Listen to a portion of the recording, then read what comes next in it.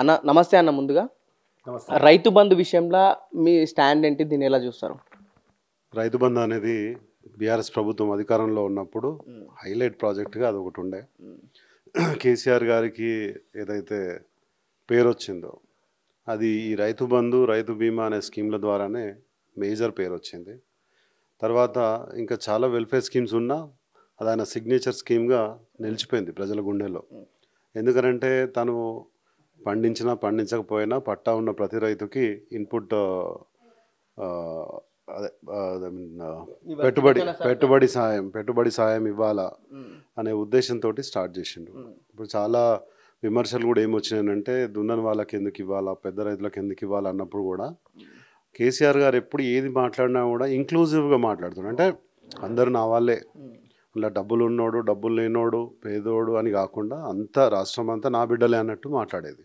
ఆయన ఏమన్నాడు, రేపు దీంట్లో కరప్షన్కి ఛాన్సెస్ ఉండొచ్చు, దున్నిన వాళ్ళు అని చెప్తే కింది స్థాయిలో కొద్దిగా కరప్షన్ జరిగే అవకాశం కూడా ఉండొచ్చు, కాబట్టి అందరికి ఇచ్చేస్తే అయిపోతుంది. అండ్ ఇంకోటి ఏంటంటే రైతు అనే వ్యక్తి, అది రైతు పెద్ద రైతు అయినా చిన్న రైతు అయినా అగ్రికల్చర్ అనేది చాలా రిస్కీ బిజినెస్. ఎంత రిస్కీ అని అంటే వర్షాలు టైంకి పడవచ్చు పడకపోవచ్చు, పంట చేతికొచ్చే సమయంలో అకాల వర్షాలు పడి పంట మొత్తం నాశనం కావచ్చు. ఈ మధ్య పెస్టిసైడ్స్ ఫర్టిలైజర్స్ ఎక్కువ వాడి కూడా దిగుబడి తక్కువైపోతుంది. దీంతో ఏంటంటే పెద్ద రైతైనా చిన్న రైతైనా రైతు రైతే కాబట్టి ప్రభుత్వం తరఫున ఎంతో కొంత మనం ఇస్తే ఆ భారం తగ్గుతుంది. ఎకరానికి 5,000, ఎకరానికి 5,000 అంటే ఎన్ని ఎకరాలు ఉన్నా 5,000, అది గరీబులైనా పెద్దవాళ్ళైనా ఏదైనా 5,000 పెద్ద ఇదేం కాదు. కాకపోతే దాంతో యూరియా బస్తాలో లేదా విత్తనాలు ఏదో ఒక చిన్న సాయం గవర్నమెంట్ నుంచి ఉంటే వాళ్ళు హ్యాపీ అవుతారనే ఉద్దేశంతో చేసిండ్రు. అగ్రికల్చర్ అంటే కేసీఆర్ గారికి చాలా ఇష్టం. మనకున్న వ్యవసాయ క్షేత్రంలో ఆయన ఏదైతే ఎక్స్పెరిమెంట్స్ చేస్తుంటారో మేము ఎప్పుడైనా వెళ్ళినప్పుడు చూస్తుంటాము. అక్కడ చుట్టుపక్కల ఉన్న రైతులు కూడా అక్కడ సాయానికి వస్తుంటారు. ప్లస్ వాళ్ళు కూడా చాలా నేర్చుకుని వెళ్తుంటారు. అగ్రికల్చర్ మెకనైజేషన్లో భాగంగా యంత్రలక్ష్మి అని చెప్పి ట్రాక్టర్స్ కూడా మనకు ఫస్ట్ టైంలో ఇచ్చుకున్నాము. ఇట్లా ఎక్కడ చూసినా కూడా కేసీఆర్ గారి మార్కు నీటిపారుదల రంగంలో కావచ్చు, వ్యవసాయ రంగంలో కావచ్చు, తనదైన ముద్ర అనేది పడిపోయింది. సో ఆయన గతంలో చేసినటువంటి ముఖ్యమంత్రులను కూడా వాళ్ళు చేసినటువంటి మంచి పనులను చాలా మెచ్చుకునేవారు ప్రసంగాలు. సో రైతు బంధు అనేది ఇప్పుడు ఆగిపోవడం చాలామంది రైతుల్లో చాలా అపోహలకు తావిస్తూ ఉంది. అంటే ఇప్పుడు దాదాపు సంవత్సర కాలంగా రైతు బంధు రైతులకు పడట్లేదు. చిన్న సన్నకారు రైతు అంతో కొంత ఇబ్బంది పడుతుంది పెట్టుబడి విషయంలో.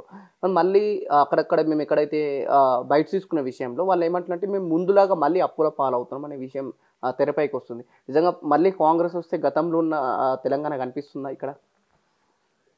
ఏదైతే బంగారు తెలంగాణ స్వప్నాన్ని కేసీఆర్ గారు మనందరికీ చూపించి దాన్ని సాకార దిశగా తీసుకెళ్ళినరో ఆ జర్నీని అబ్రప్ట్గా సడన్ బ్రేక్ వేసి ఆపేసినట్టు అనిపిస్తుంది, ప్రజలకు అనిపిస్తుంది. ఇక్కడ ఎక్కడ చూసినా వ్యాపారంలో వ్యాపారస్తులకు కూడా ఆందోళనలు ఉన్నాయి, రైతుల్లో ఆందోళన ఉంది, మహిళల్లో ఆందోళన ఉంది. ఏదో ఒక రకంగా ప్రతి ఒక్కళ్ళకి స్ట్రెస్ ఇస్తుంది ప్రభుత్వం. స్ట్రెస్ లేకుండా బతికితే ఎక్కడ గవర్నమెంట్కి వ్యతిరేకంగా అవేర్నెస్ పెంచుకొని ప్రజలు తిరగబడతారనే భయంతోనో లేకపోతే ఇంకో తెలియదు, కానీ ఏం చేస్తున్నారంటే స్ట్రెస్లో ఉంచాలి పబ్లిక్ని. ఉంచితే భయంలో ఉంచితే ఏంటంటే మనం అంటే భయపడితే చాలు, పరిపాలన ఆటోమేటిక్ అయిపోతుంటుంది. దానికి పోలీసులను వాడడం, దానికి యంత్రాంగాన్ని వాడడం చూస్తే ఎక్కడన్నా కానీ ఈ ఒక టైప్ ఆఫ్ అంతే ఒక టైప్ ఆఫ్ ఏంది అట్రాసిటీస్ అంటే అరాచకం రాజ్యం వెళ్తుంది. రాజులక్క లేడు ఆయన. రేవంత్ రెడ్డి ఒక రాష్ట్రానికి రాజు లెక్క లేడు ఆయన. ఒక గల్లీకి గుండా లెక్కున్నాడు బేసిక్గా చెప్పాలంటే. ఎవ్రీ థర్స్డే ఫ్రైడే వస్తే ఎవరో ఒకరు లోపల పోవాలి, తన పేరు జపం చేస్తూ ఉండాలి, తను కేసీఆర్ జపం చేస్తుండాలి, ఇది నడుస్తుంది. ఎందుకు పదే పదే కేసీఆర్ పేరు ఎందుకు తలవాల్సి వస్తుందంటే ఏం చెప్తారు రేవంత్ రెడ్డి గారు? అంటే ఆయన సంపాదించిన పేరుని ప్రజల్లో గుండెల్లోంచి చెరపాలని అంటే ఒక అబద్ధాన్ని పదే పదే చెప్తే ఇది గోబెల్స్ ప్రచారం అని చెప్పి గతంలో మనం మాట్లాడుకుంటుండే. ఇప్పుడు చంద్రబాబు నాయుడు గారు ఇక్కడ ఉన్నప్పుడు గోబెల్స్ ప్రచారము అని చెప్పి మాట్లాడుతుండే, గుర్తుందో లేదో మీకు. సో ఈ రకంగా గోబెల్స్ ప్రచారానికి మనము ఈ ప్రాసెస్ మనం తీసుకుంటే కంటిన్యూగా ఒక వ్యక్తిని సాబటాజ్ చేసుకుంటూ పోతుంటే ఏంటంటే కొత్త జనరేషన్ పుట్టిన కొద్ది నిజమే కావచ్చు అనుకునే ఒక పర్సెప్షన్ క్రియేట్ చేయడం, ఒక నాయకుడి మీద ఒక పర్సెప్షన్ క్రియేట్ చేస్తున్నారు వీళ్ళు. ఆ పర్సెప్షన్ క్రియేట్ చేశారని తొక్కేస్తే నెక్స్ట్ ఇంకొక 5 సంవత్సరాలు 10 సంవత్సరాలు 15 సంవత్సరాలు చేసుకోవచ్చు అనే ఉద్దేశం ఉండొచ్చు. రేవంత్ రెడ్డికి ఏంటంటే ఫస్ట్ ఆఫ్ ఆల్ హైకమాండ్ అంటే కూడా గౌరవం లేనట్టే అనిపిస్తుంది నాకు. వాళ్ళకి అక్కడ ఇప్పుడు రాహుల్ గాంధీ కూడా అపాయింట్మెంట్ ఇస్తలేడు అక్కడ ఆయనకి. ఆ ఫ్రస్ట్రేషన్ బాగా నడుస్తుంది ఆయన మైండ్లో. అంటే మనం చూస్తున్నాం ఆయన పోయినప్పుడల్లా రాహుల్ గాంధీతో దిగిన ఫోటోల కంటే కేంద్ర మంత్రులతో దిగిన ఫోటోలు ఎక్కువ ఉంటున్నాయి.